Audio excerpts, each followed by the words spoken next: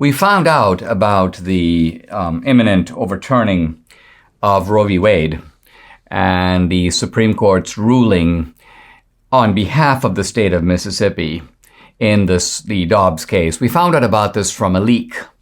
And upon the leak, there was a lot of speculation. Well, who's the leaker? What's the motive of the leaker? Is it coming from the left? Is it coming from the right? Well, it really doesn't make any sense to be coming from the right. Who's going to leak something like this?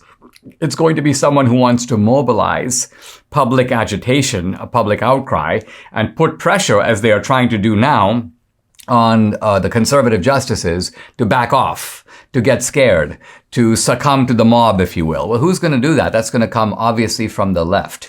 And so the chief suspects here are Elena Kagan and Kavanaugh. Now, it's not Ketanji Brown Jackson. She's not on the court yet. So it's one of those two or their clerks.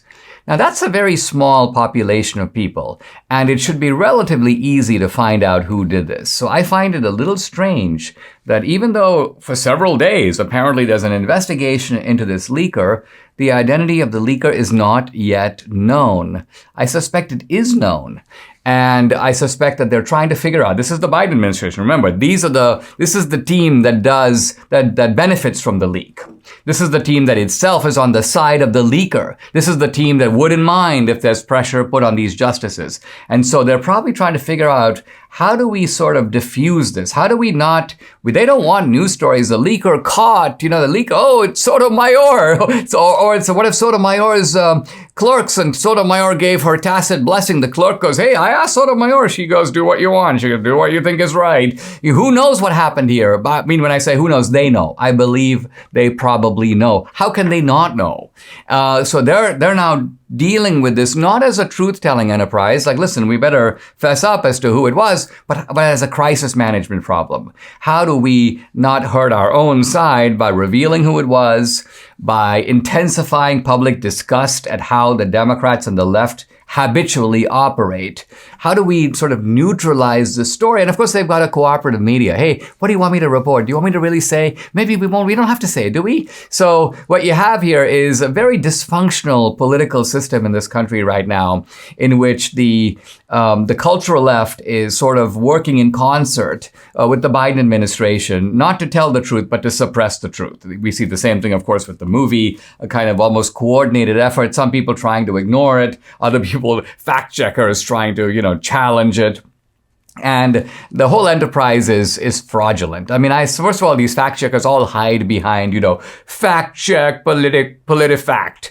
Fact check USA Today. My point is, all right, I'm kind of openly challenging you guys. If there's any of these fact checkers, these prominent fact checkers, Philip Bump of the Washington Post, who, by the way, I'm in some communication with, we might actually do a dialogue on this subject, which would be really great, especially if it appeared in the Post. I'd like people to see the back and forth on this. And he's checking with his editors to see if they're open to him doing something like this. We'll wait and see.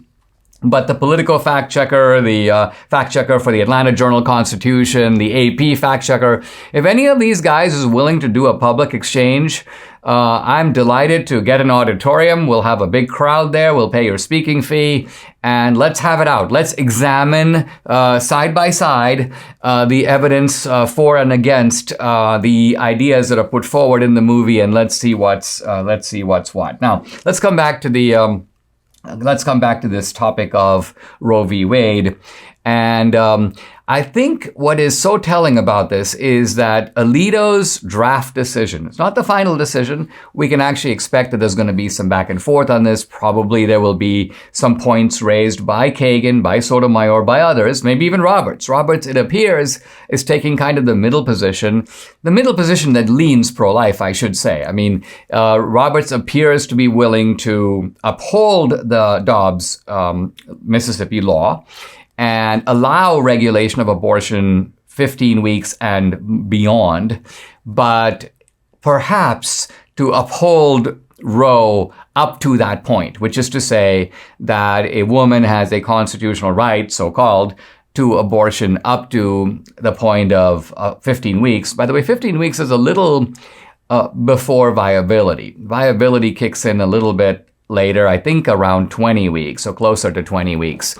And And so Roberts appears to be trying to, in a kind of Solomon style, split the baby. So this kind of judicial dialogue goes on back and forth, and then the final decision is rendered in the knowledge of what the dissenters are going to say. The whole process is actually quite admirable and quite remarkable, a real kind of intellectual feast when you look at it closely. But the draft decision is all we have now, and the Supreme Court has confirmed, yeah, that's authentic. That wasn't that wasn't some leftist who typed that up on his computer. And when you look at the decision, the clarity of reasoning, the way in which Alito delves into history, he takes on this idea that somehow that when the 14th Amendment was passed, they were thinking of expanding liberty and expanding equality and expanding the right to privacy in such a manner that it would obviously include abortion. And Alito looks at it and goes, really? Let's look at the abortion laws that were passed around that time in the different states. And you begin to see that, on the contrary, what was happening is that states were passing some very tough laws regulating abortion. And so Roe versus Wade, Alito is saying, has been marching behind a kind of false banner of history that is corrected in this draft opinion.